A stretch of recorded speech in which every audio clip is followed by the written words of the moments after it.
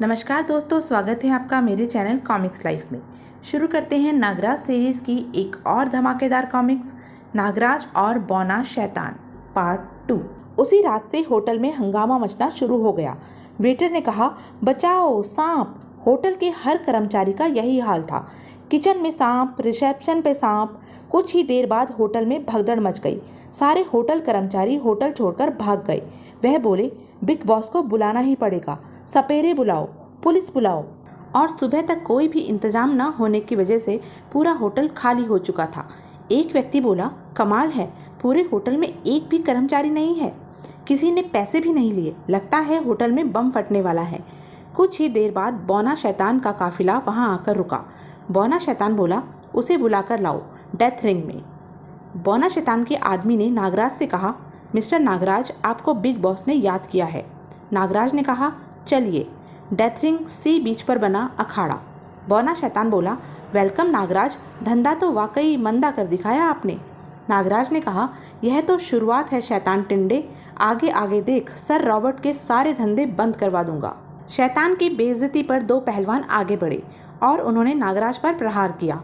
तभी बौना शैतान गरजा, ठहरो, नियमों से लड़ो इससे। पहलवान ने कसम खाई, मैं कसम उठाता हूँ कि नागराज को ख़त्म कर दूंगा, नहीं तो अपनी जान दे दूंगा। फिर शुरू हुई जंग। नागराज ने सोचा, मार्शल आर्ट फाइटर है, ईगल स्टाइल में लड़ेगा, और दोनों भिड़ गए। नागराज ने प्रतिद्वंदी को पलों में धराशायी कर दिया। बौने शैतान ने कहा, हारे हुए सिपाही का जीना बेकार है, यह न पता चल सका कि गोली कहाँ से चली। बौने शैतान ने कहा, नागराज, यह मंकी स्टाइल का फाइटर है, मेरा सबसे जाबाज सिपाही, तुम्हारा भेजा निकाल कर खाएगा, यही इसका शौक है। प्रतिद्वंदी का भेजा खाना इस मंकी फाइटर का शौक था। नागराज ने कहा, मेरे पास तुझे खिलाने को फालतू भेजा नहीं है भाई, मूंगफली खा लियो, मूंगफली। और मार्शल आर्ट्स के किसी भी स्टाइल में नागराज का कोई सानी नहीं था। नागराज ने सोचा, उफ, बेबस सा कर दिया बंदर पहलवान ने। मंकी पहलवान का दाव चला। नागराज ने कलाबाजी खाई, फिर नागराज ने उसे कोई मौका नहीं दिया। मंकी फाइटर पस्त होकर रेतीली जमीन पर गिरा। नागराज ने कहा, ये गई बाहर तेरी बाह। मंकी फाइटर का भी वही हर्ष हुआ जो ईगल फाइटर का शैतान ने किया था। बौना शैतान बोला, मुझे अफसोस है अपने सिपह सलार की मौत पर, और अब भी यह पता न चला कि गोली बिना रिवॉल्वर के कैसे चली। फिर शैतान ने नया हुक्म सुनाया, सब टूट पड़ो इस पर, ख़त्म कर दो। नागराज सोचने लगा, टूट गए सब नियम शैतान के। उसे भी शायद नागराज की असीमित ताकत का अंदाजा हो गया था। मार्शल आर्ट फाइटर्स ने नागराज को घेर लिया। वे बोले, हम सब इसे मार देंगे, यह अकेला है। लेकिन नागराज को अकेला समझने की उनकी भूल उन्हें महंगी पड़ी और नाग सेना फाइटर्स पर टूट पड़ी। डेथ रिंग फाइटर्स के शरीरों से पटने लगा। बौना शैतान सोचने लगा, सब निकम्मे भर्ती थे मेरी सेना में। बौना शैतान बोला, बस नागराज रुक जाओ, अब तुम्हारी जिंदगी का फैसला मैं करूंगा। शैतान ने बाएं हाथ की उंगलियां आगे फैलाई और फायरिंग शुरू हो गई। माहौल में सन्नाटा छा गया। समुद्र की लहरें भी बेआवाज किनारे से टकरा रही थी। वह उछला। हर फन का माहिर बौना शैतान नागराज पर टूट पड़ा। नागराज ने सोचा, ओह, मुझे डराना चाहता है, स्नेक स्टाइल में लड़ रहा है। पर जब नागराज ने वार किया, वह सोचने लगा, उफ, यह तो बहुत फुर्तीला है, मेरे सभी वार बचा जाता है। इस खौफनाक लड़ाई में दोनों ही खून से नहा गए, पर हार जीत का फैसला तो लगता था जैसे हो ही नहीं पाएगा। नागराज सोचने लगा, उफ, 2 घंटे हो गए हमें लड़ते हुए। बौना शैतान ने सोचा, नागराज वाकई मजबूत फाइटर है। और अचानक नागराज के हाथों में शैतान की टांगें आ गई, जिनका नागराज ने खूब इस्तेमाल किया। नागराज ने उसे उछाल फेंका। इधर काले नेवले शिकांगी का आतंक सिर चढ़कर बोल रहा था कि अगले दिन के न्यूज़पेपर में छपे एक विज्ञापन ने धमाका कर दिया। ताजमहल की चोरी, आवश्यकता है आगरा स्थित विश्व के 8वें आश्चर्य ताजमहल की चोरी करने वाले खुर्राट चोरों की।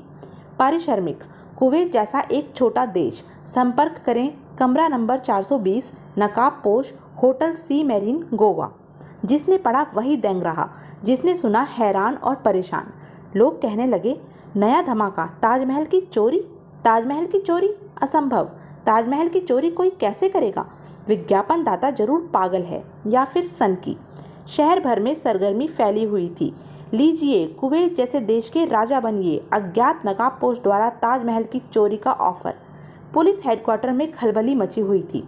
कमिश्नर साहब बोले, यह क्या बेहुदा विज्ञापन छापा है आपके अखबार में? न्यूज़पेपर एडिटर ने कहा, हमारे अखबार में विज्ञापन देने पर रोक नहीं लगी है कमिश्नर साहब, आप चाहे तो लाल किले की चोरी का विज्ञापन दे सकते हैं।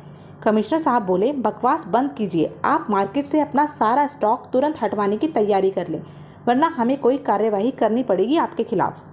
कमिश्नर साहब बोले, हेलो ओवर, हेलो, होटल सी मैरिन में उस अज्ञात नकाबपोश को हिरासत में लो, ओवर। जीपे दौड़ पड़ी होटल सी मैरिन की तरफ। अगले कुछ ही मिनटों में होटल सी मैरिन का घेराव कर लिया गया। इंस्पेक्टर ने कहा, कोई भीतर न जाए, ना ही कोई बाहर जाने पाए। कमरा नंबर 420 के अंदर से आवाज़ आई, आ जाइए इंस्पेक्टर साहब, दरवाज़ा खुला है। कमरे में पहुंचकर नकाबपोश को देखकर इंस्पेक्टर ने सोचा, ओह नकाबपोश। नकाबपोश वाली कुर्सी घूम गई और वह बोला, आप चाहें तो बैठ सकते हैं इंस्पेक्टर। इंस्पेक्टर ने कहा, यह विज्ञापन देने वाले नकाबपोश तुम ही हो? नकाबपोश बोला, 100% मैं ही हूँ। इंस्पेक्टर ने कहा, तब फिर मुझे तुम्हें हिरासत में लेने का ऑर्डर है। नकाबपोश ने कहा, मेरा जुर्म? इंस्पेक्टर ने कहा, ये विज्ञापन।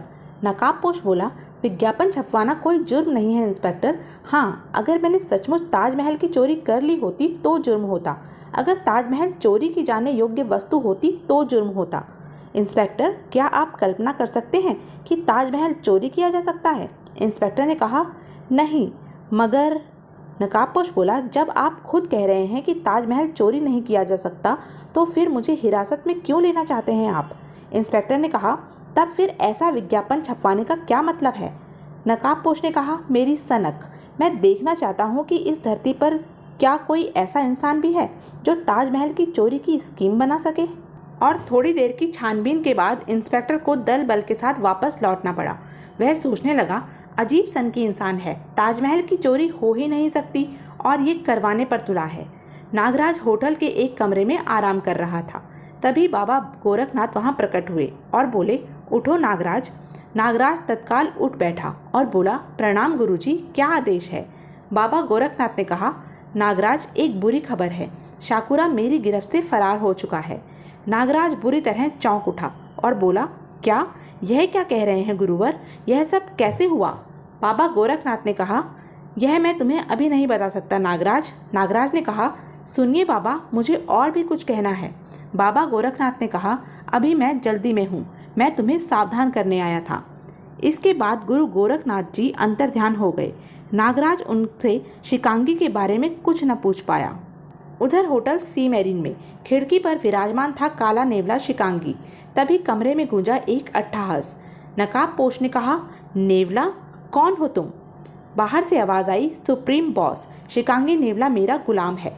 नकाबपोश ने कहा, शिकांगी नेवला, सुप्रीम बॉस, लेकिन तुम सामने क्यों नहीं आते?